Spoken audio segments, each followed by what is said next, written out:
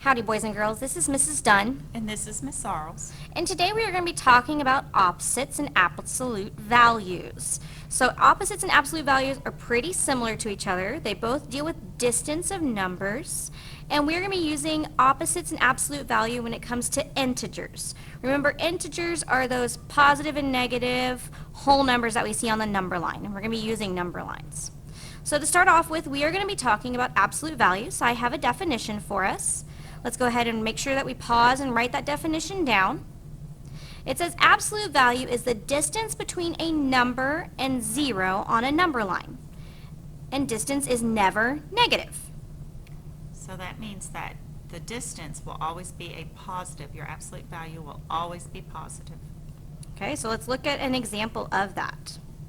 So if I look at my first one, I'm looking at the absolute value of -3. Notice these bars that go on the side of that -3. These are not parentheses. They are bars that we show what absolute value looks like. So the absolute value of -3, if I put a number line out and I plot -3 on my number line and I count back to 0, Miss Sarles, how far away is -3 from 0? 3. It is. It's a distance of 3, a positive 3, because distance is not negative. So the absolute value of -3 is? Positive 3. Positive 3. Just that easy. Let's look at our next one. Our next one is the absolute value of a positive 3. So again, on my number line, I put my 3 down and I'm counting back to 0. And Miss Sarles, how far away is positive 3? 3. It is also 3. So notice that the absolute value of a negative and a positive of the same number will get me a positive answer of 3. And these are my brackets. And that's what absolute value is. Opposites work a little bit different. So let's look at our definition of opposites. Opposites are when two numbers that are opposite when they are the same distance from 0 on the other side of 0. So take a second to write that down, and we're going to talk about that. It's a little bit of a confusing definition.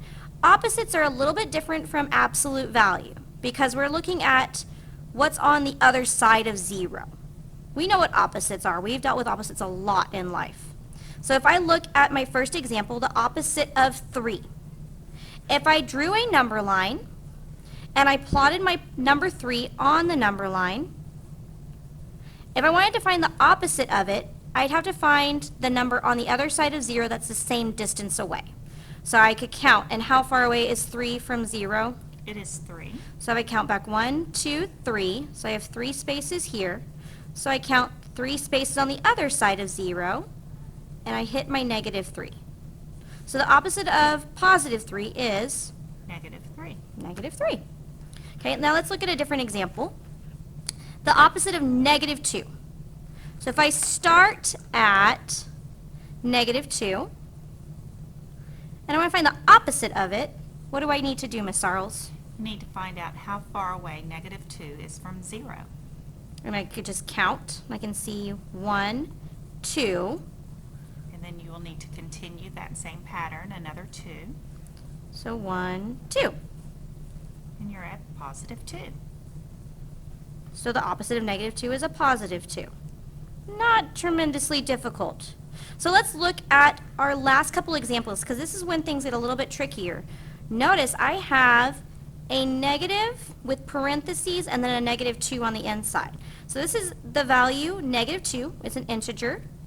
And when I have a negative on the outside, another way to think of that is the opposite of. So this is the opposite of -2. Well, we just did that. What is the opposite of -2? Positive 2. So that's another way, instead of writing it in words, opposite of -2, the opposite of -2. And if I come over here, now inside the parentheses, my value is positive. So I'm taking the opposite of positive 2. What is the opposite of positive 2? That would be -2. We're going to see using this type of model to show opposites a lot when we get into integer computation, which is what we're going to be starting our next unit on, adding, subtracting, multiplying, and dividing integers. And that involves using opposites quite a bit. So we need to start looking at numbers and understanding that these negatives can also mean opposite.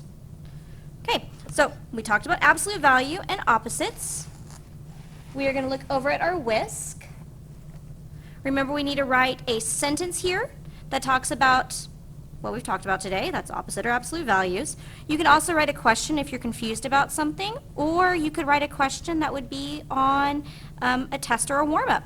You actually see it. And then the last things that we're going to do is our check for understanding. I have 5 quick problems, so make sure that you write these down. We have the absolute value of negative 12.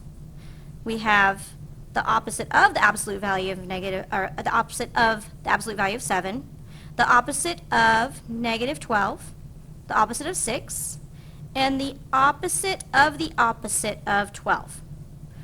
Please answer those 5 questions. We'll review them in class, and I hope to see this fully completed next time I see you. Thank you.